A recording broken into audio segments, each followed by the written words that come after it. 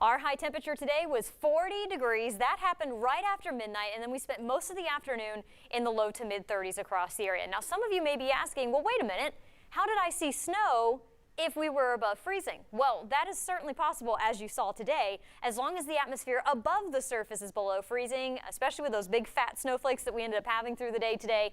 They can survive all the way down to the surface when that shallow layer of warm air is only this big right down near the surface. Now, temperatures will continue to drop tonight, so what is still falling from the sky is going to stick, and that means that we're going to continue to see accumulations as we go through the overnight time period and into our Monday morning. So far at the McGee-Tyson Airport, just about 7/10 of an inch of liquid precipitation.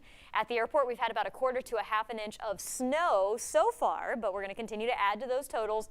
And look at this, we've already had our normal entire monthly January rainfall, and it is only the 16th. So we are going to continue to have a big surplus for the month of January because we're not done yet when it comes to the weather systems moving through the area.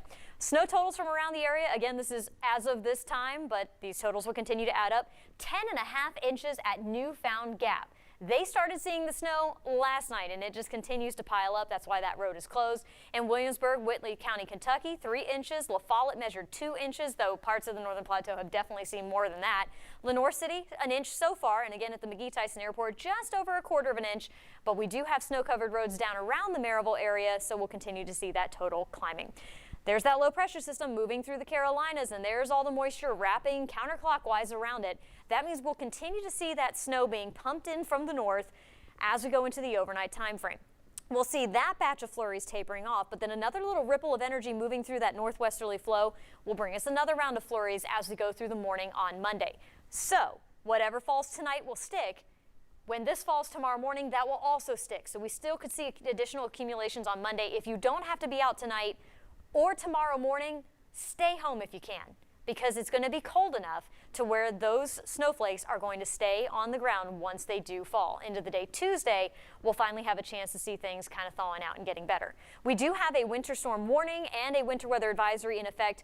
Don't really worry too much about whether you're in the purple or you're in the pink. The bottom line is our entire area is in color. And what that means is that travel troubles are expected around the whole area. So again, if you don't have to be out, don't be out tonight. Not only do you put yourself in danger, but then the crews that are trying to clear the roads now have to worry about you as well. So if you can stay home, please do so. Our lows tonight will be going down into the low to mid 20s.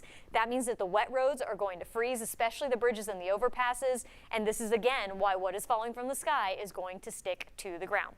We'll have a very chilly start tomorrow morning. Wind chills in the teens with those lows down in the low to mid 20s, with the lingering flurries sticking around into the early afternoon, then gradually tapering off. Breezy and very cold all day long. Our highs will only get up into the mid 30s, so wind chills will stay in the 20s even through the middle of the afternoon. If you're going to be doing anything for Martin Luther King Jr. Day, bundle up.